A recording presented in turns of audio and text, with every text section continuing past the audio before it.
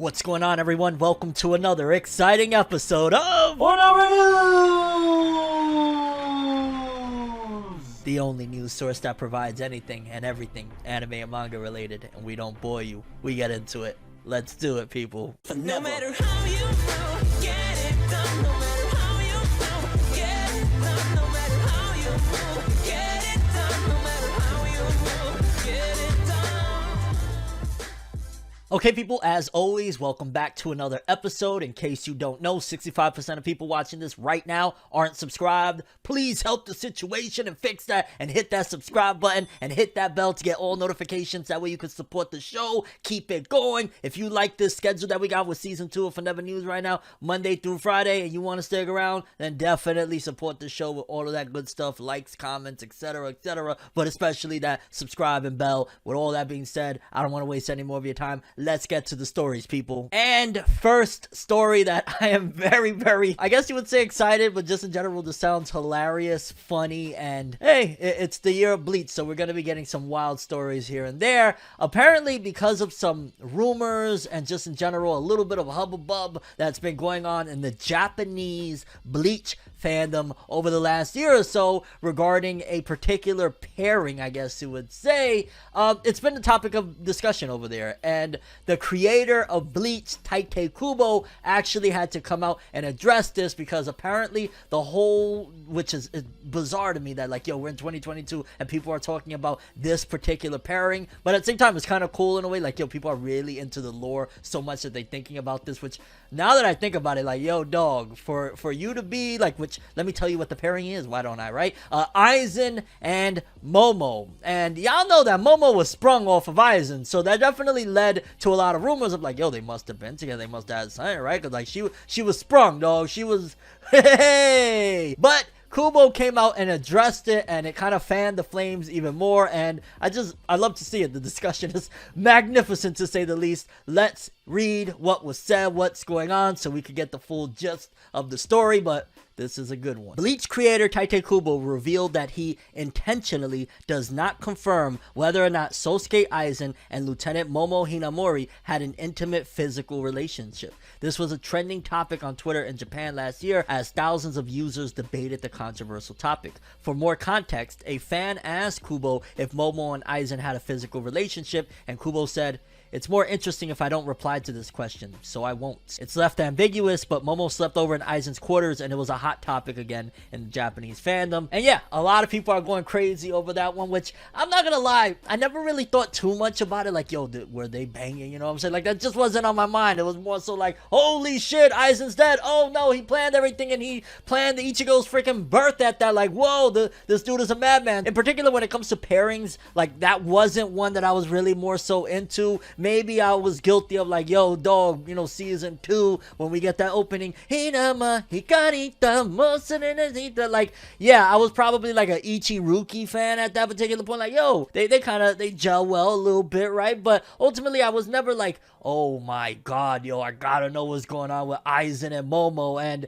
it kind of is reminiscent in a way if you think about it, their relationship, except it didn't end with a happy ending, and it was probably a little bit more toxic, probably a lot more toxic, think about it, than like a Sasuke and Sakura type of situation. Because if you just think about it, like, Momo was really like, no, Aizen, please, similar to like Sakura, no, Sasuke, and both of them were, yeah, you know, careless, physically violent, all of that jazz. But yeah, Kubo basically did not confirm or deny whether or not Aizen was smashing in Momo's back doors. So that's still open for debate, and I'd imagine that this topic is going to be brought up yet again with the 1,000-Year Blood War returning and seeing the return of Aizen, and everybody's reaction and all that jazz is going to be freaking great. But that's one of the things that a lot of people have always appreciated about Tite Kubo over the years, is that he likes the not drama, he just likes to make shit fun, man. That's fun. Like, he could have easily said, no, Aizen is a very respectful man. He would tuck her in and put cookies and milk by her pillow. Like, you know, he could have been some boring ass shit like that, but he actually, like,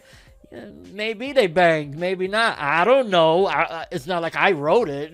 Wink, wink. Like, but yeah, people, I just wanted to share this story with you because I'm not gonna lie, it's freaking hilarious. According to Tite Kubo, he won't confirm or deny whether Aizen and Momo had a physical relationship in Bleach. I'm gonna go with yeah, they did. Why not? Because why not just say no? Like, why not shut the rumor down? Like, I get it, it's more interesting, but we know you, Kubo. We know the swag that you got. Okay, you one of the only manga that ever be posing with the shades and the swag of debonair. Like, we know, dog. It's alright. But shout outs to Kubo. It's the year of Bleach, people. Get ready, because it's gonna be crazier stories than that, I'd imagine, as the year continues. Okay, next up, Jujutsu Kaisen fans, which is perfectly set up with this story, considering we just had a Bleach story, and Jujutsu Kaisen and Bleach are kind of like in that same type of creepy, you know, slashing down spirits and monsters and all sorts of stuff. You know what I'm saying? Like, yeah, we got a Jujutsu Kaisen story, and apparently the movie, first of all, is continuing to do very, very well. It's rising up the ranks. We're gonna read in a second all of the details on that, but also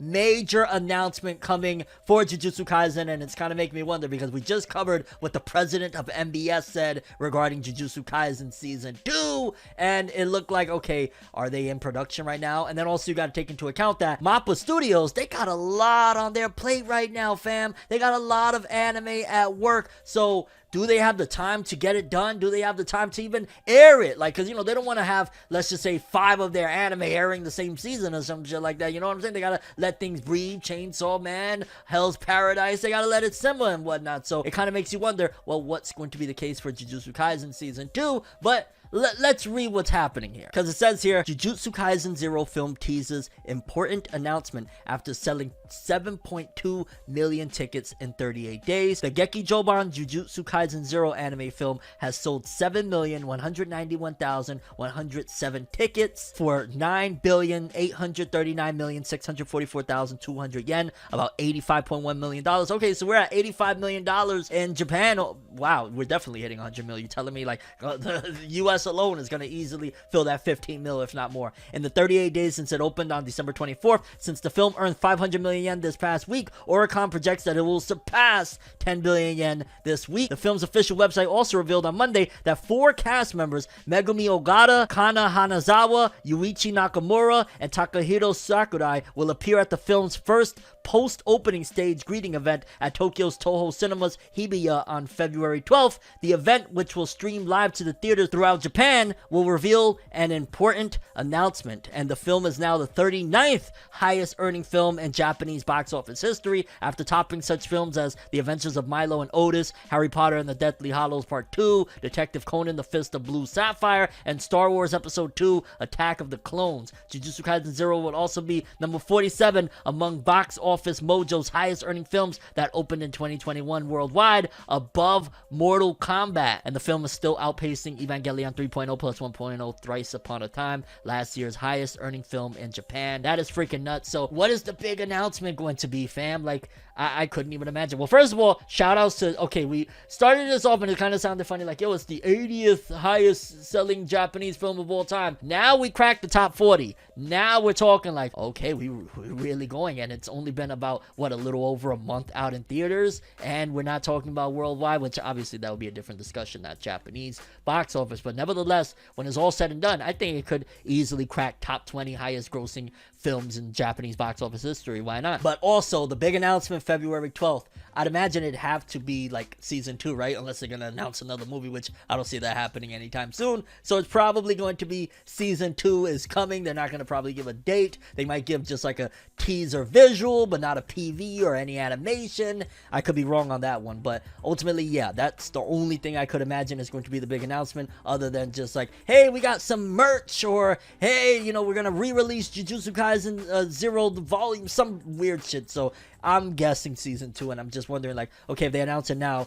I'd imagine by next year, some point, we'd have to get it, because again, this year, Mappa got their hands full. I gotta keep on saying it. They got Chainsaw Man, they got Hell's Paradise, they got a few different things. They gotta finish up Attack on Titan right now. Yeah, I don't know if they're gonna be able to get on to getting us Jujutsu Kaisen season 2 this year, even though, I ain't gonna lie, I want it yesterday, okay, because the next one is going to be, oh my god, if you love season 1 of Jujutsu Kaisen and you're an anime only, season 2 is gonna blow your mind. But yes, people, Jujutsu Kaisen, 39th highest film of Japanese box office of all time thus far, and big announcement coming February 12th. Let me know what you think the announcement is going to be. Moving forward, as I said, I'm going to be mixing in from time to time different things, and I wanted to report that Mortal Kombat 2 has officially been greenlit and is in development at New Line from Moon Knight head writer Jeremy whatever the fuck. And I'll be honest with you, as somebody that was a Mortal Kombat fan of the original film, like I love the original film, the second film was dreadfully bad, but the first film I really loved it, and of course I love the video games. I grew up on the Mortal Kombat video games. To be honest with you, and I want to ask, I guess, the viewers their opinion, is this one a must watch, the first one that they just, you know, did recently, because obviously this is a sequel to the most recent one that they just released? Is it a must watch? Should I go check it out? Because one of the things that kind of deterred me from running to the theater or just in general hopping on it immediately was that a lot of people said that it was very little actual Mortal Kombat in there, and it was more like an origin story, I think, for Scorpion, if I'm not mistaken. So that's one of the things I was like, that still kind of sounds dope, but I love Mortal Kombat, man. I really fell in love with, you know, Liu Kang, Johnny Cage, all of that epicness that happened, and a lot of people were like, yeah, that only happens towards like the end of the film for a few minutes, and for the most part it's everything else. So I don't know, either way, I'm gonna watch that film, and I'm excited that, okay, it must have been good enough and done well enough that they're making another one, so I'm excited for that as well. Hopefully when I check it out it's good. But again, let me know, was Mortal Kombat, the newest one that they just made, was it good? Moving forward, Eden's Zero fans, I'm very excited to tell you guys that there's some news coming about, which y'all know it was just fairly recently that the anime came to Netflix. They got the full 24 episodes. I just finished watching it. Matter of fact, I want to say that was one of the first videos I made of this year 2022 was, oh snap, I finished the Eden Zero anime. I really loved how it ended, and I'm looking forward to seeing where it goes. Obviously the manga sales, as we report when they release a volume, aren't the most stellar, so I'm always kind of curious, like, okay, what's going to be the next move? It's not selling like what Fairy Tail ultimately did. Like, Fairy Tail is a major seller at its height and at its peak, so kind of makes me wonder, like, well, what's the future for Eden Zero, despite the fact that Mashima, I'm hearing, is making like his greatest piece of work ever. It's not translating to sales, but it doesn't look like they're pumping the brakes on it anytime soon. It looks like they're going to keep continuing to let Mashima cook, because according to this, it says Eden Zero by Hiro Mashima will have a big announcement in the coming days, and from what I've been told, don't quote me on this, but what I've been told, it's going to be anime and video game related, but mainly I'm hearing anime, which could very well be the season 2 that I'm hoping we get, because I ain't gonna lie, again, I really enjoyed season 1. I do remember hearing, and forgive me if I'm off on this, that one of, if not the directors or the producers of season 1 had passed away, so that probably left a lot of things up in the air of like, okay, where do we go next? If that was the person that was really constructing this bad boy and put everything together, probably they're gonna figure it out and move forward from there. But either way, big announcements coming for Eden Zero, and I'm really excited because I really like it. I'm just lacking a little bit because there's just so many things I'm watching right now. There's so many good anime this season, and just in general I'm reading a whole bunch of stuff. But yeah, I really do plan on getting onto the manga and occasionally giving you guys like, hey, there was a couple of really big chapters, I'm gonna make a big video. Like, that's the direction I more so want to go with a lot of different manga,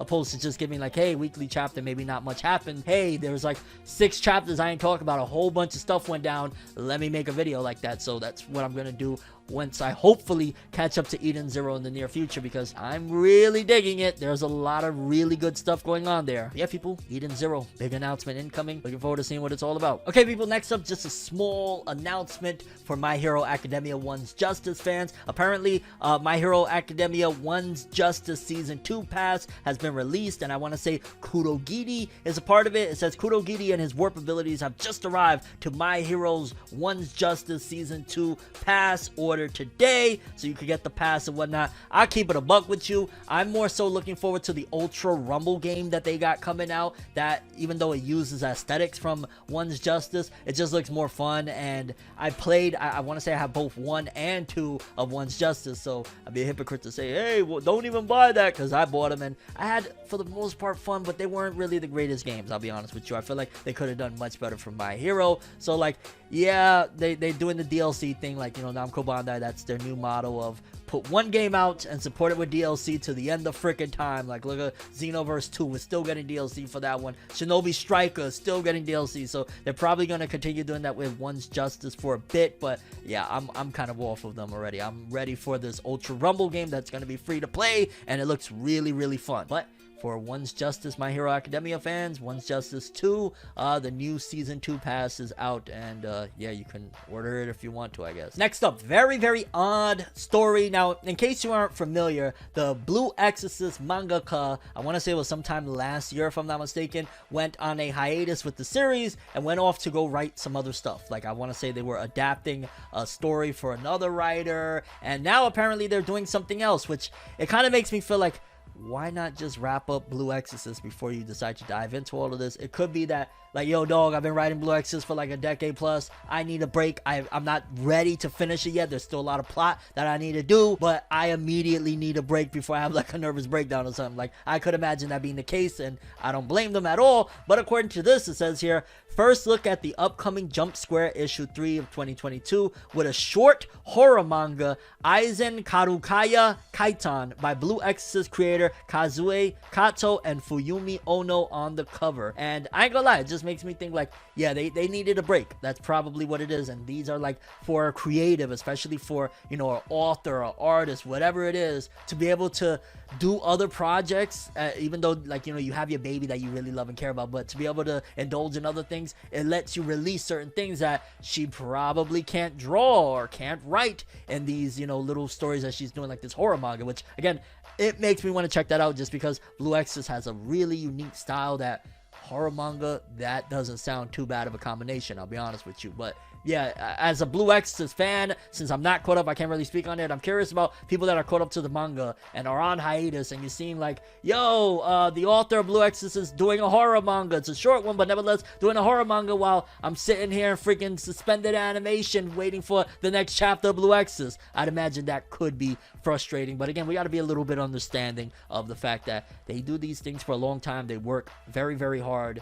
They need, even if it's not a break per se, they need to be able to do other things sometimes to, I guess, quench that thirst for artistic expression that they maybe can't do within the realms of their own series. But yeah, people, new short horror manga by the author of Blue Exorcist, Kazue Kato and Fuyumi Ono. Okay, people, next up, the story, I ain't gonna lie, kind of gave me a little bit of a chuckle. Like, I know Tokyo Revengers is popping. I know Tokyo Revengers has made plenty of strides and is making waves, and it's selling millions upon millions of copies of the manga. But when I read this and I saw this, I was like, yo, Japan. Like, I get it where, for example, with One Piece, right? One Piece been around since, what, 97, I think, right? If I'm not mistaken, the manga. Like, One Piece been around a long time. Oda and One Piece have done so many things for Japan, brought so many people, tourists, all sorts of stuff.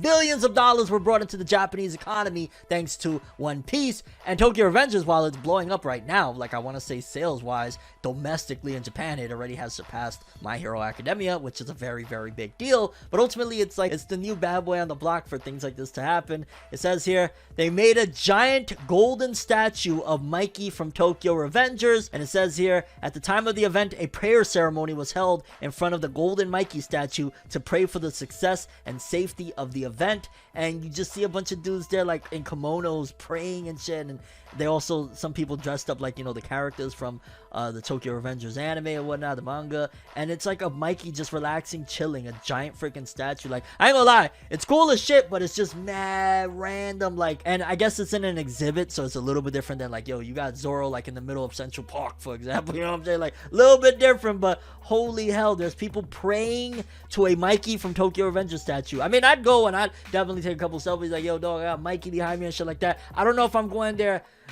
our Father who are, like, nah, dog, like, come on, that's Tokyo Revengers. Let's not get carried away here, people. But yeah, giant golden statue of Mikey from Tokyo Revengers, and Cats is praying to it in this exhibition ceremony. And yeah, Japan, Hey.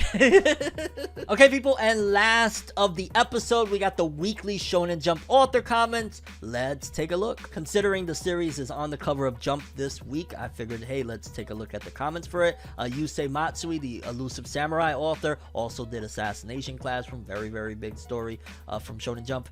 Getting to the first year anniversary is a relief no matter how many times it happens. Thank you so much for all the support.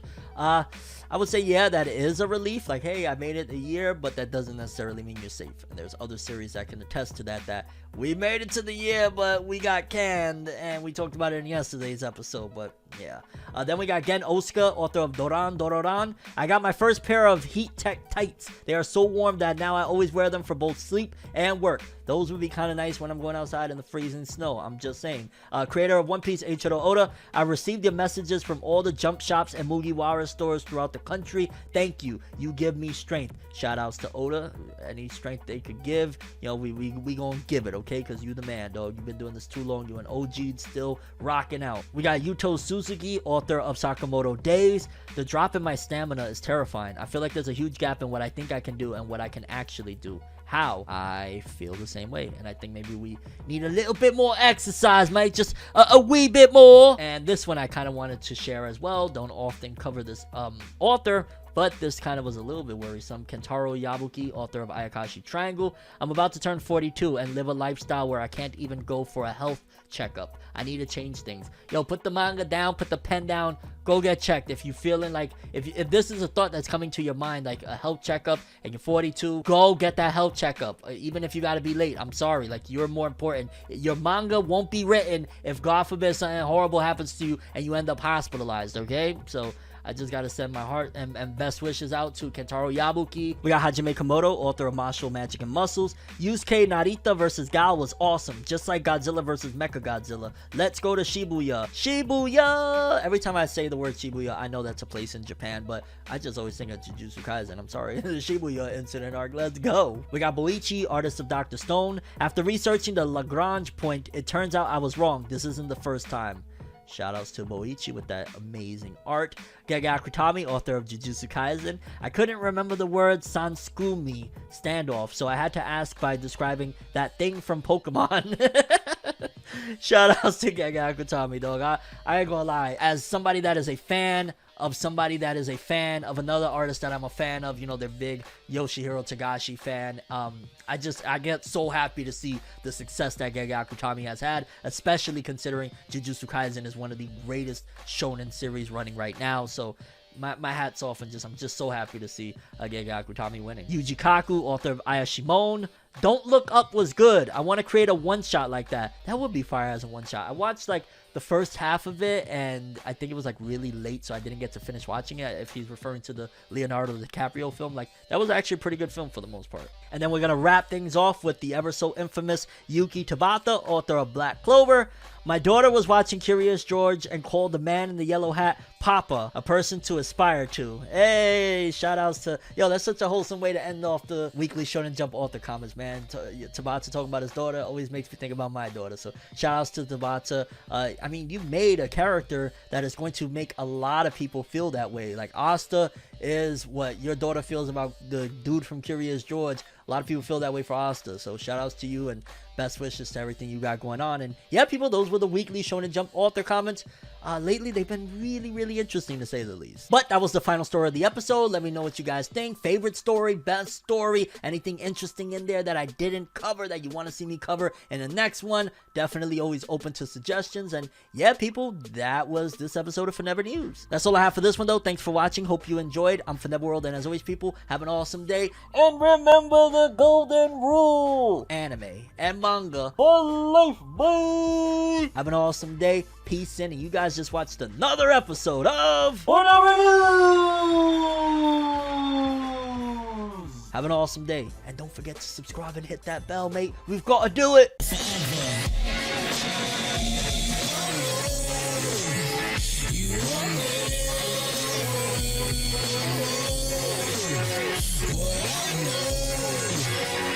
just go.